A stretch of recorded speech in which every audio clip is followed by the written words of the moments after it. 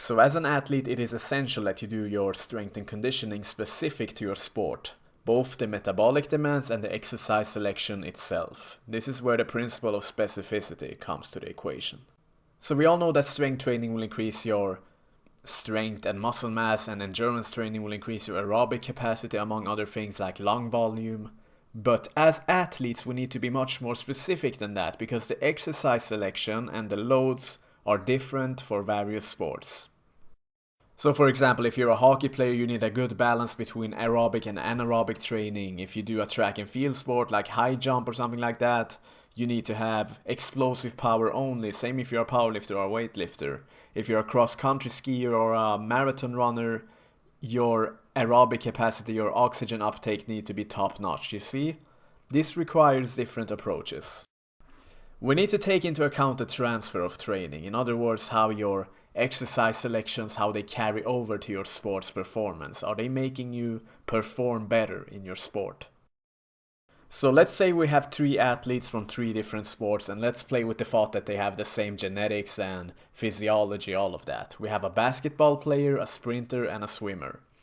They complete a squat program, and their 1 repetition maximum in the back squat goes from 100 kilos to 140 kilos. 40 kilos gain.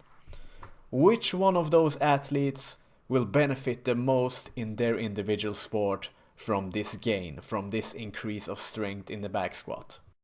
For the basketball player, this increase of strength will probably have a very high carryover, because squatting strength is essential for jumping height, especially if you're not accustomed to strength training from before. So they will probably experience an improvement in explosive power when it comes to the jump and jump height. And jump height, as we know, is very important in basketball because it will allow you to dunk better and block better. For the sprinter, it will probably have a high carryover as well, because squatting strength contributes to the power in each stride when it comes to sprinting, and this athlete will most likely notice a difference in performance. For the swimmer, however, it is questionable if he will notice any carryover at all, because squat strength is neither specific or probably not even essential in swimming and its movement, so a swimmer should probably prioritize other things. And this is the definition of transfer of training, the carryover to your sport. For one athlete, an increase in the back squat will mean a lot, for another it will mean nothing, and you need to find this out. Which exercise selection will have the highest carryover to your sport? And this is something you must know as an athlete, how the exercise you're doing, how it carries over to your sport. If you can't answer this question, you have some homework to do. But there is a catch. Take a 1,500 meter runner, for example.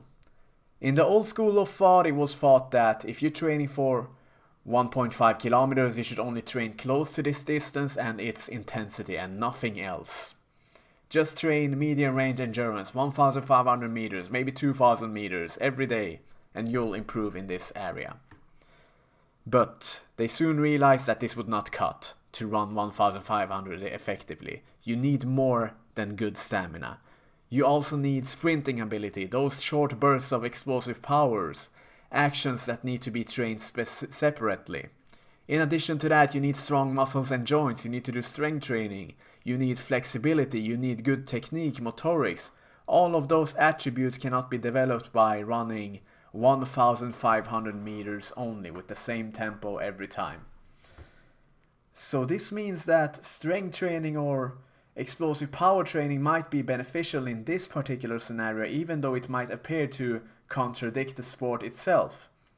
It's still one piece of the pie, and this is why you have to be careful with like complete set of rules, like set rules in sports. Sport X should never do Y, etc.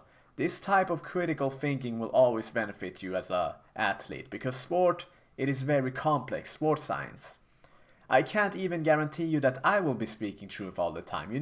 I would encourage that you're even critical of me, but you need to keep this to a certain limit. You can't go overboard with this. Some people, they will take their critical thinking to such a level that it becomes borderline paranoia and they remain passive from it. Don't go that far either.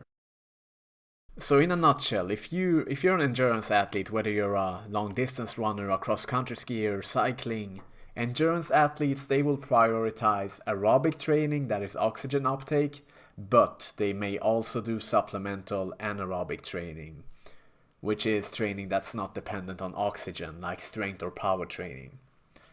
Likewise, strength and power athletes will always prioritize anaerobic training, but may do supplemental aerobic training, which might be beneficial for recovery, for example. In other words, it's a question of priorities. You need to be specific but also dynamic. It's rarely a question of either or when it comes to sports science and strength and conditioning. One very important point to consider is the fitness of an athlete from the beginning when they start. For instance, if you take an unfit athlete, one who doesn't rank very high in fitness, and one who is fit, very advanced, the unfit athlete will almost always see an increase in fitness regardless of what program they choose or what kind of training they do, because their potential for growth is so high. You could literally take an unfit athlete, a regular couch potato or something, and having do a Zumba class or something, and they will improve their deadlift from that. Like, that is how susceptible you are to growth. For a fit athlete, however, further improvement, it requires a lot of hard work and creativity, and the process is very slow. And the reason for this is because this athlete, the body is so accustomed to strength training, and it is almost like this bacteria that has become immune to everything. So you need to find creative solutions and overload the body in ways that it has never experienced before. So this is a whole nother challenge for a coach and the athlete himself. Like, you can improve the strength, speed, power and endurance of a physically unfit athlete just by doing simple calisthenics. Let's say your goal is to increase the deadlift. You can increase the deadlift by simple calisthenics if you're new, but that doesn't mean that calisthenics is the best method out there for increasing your deadlift. And this is a fact that is unfortunately very abused among charlatans out there. Like, they use physically unfit people to sell their programs. They will take someone who's unfit, who has never stepped foot in a gym before, and do a program with them like, oh, he increased his deadlift from 40 kilograms to 80 kilograms in 1 week. That's a staggering increase of 100%, and you can achieve the same no matter who you are. Like, you're using someone who is new to training. Of course they will have those drastic increases. Try to do the same with an Olympic gold medal if you're about all this big game talk. Like, that is a whole nother thing. And it's a problem with a lot of studies too. Like, a lot of studies, they will be biased towards one method of training. Like, oh, do this type of training because it's the best for this type of strength gains. And they will use unfit subjects. Like, it's hard to get the hold of an Olympic gold medalist and tell them, hey, pause your regular training and do this study for me for 10 weeks because, yeah, I want to find some things out. Like, how are you going to find those test subjects? And those are the reliable test subjects out there.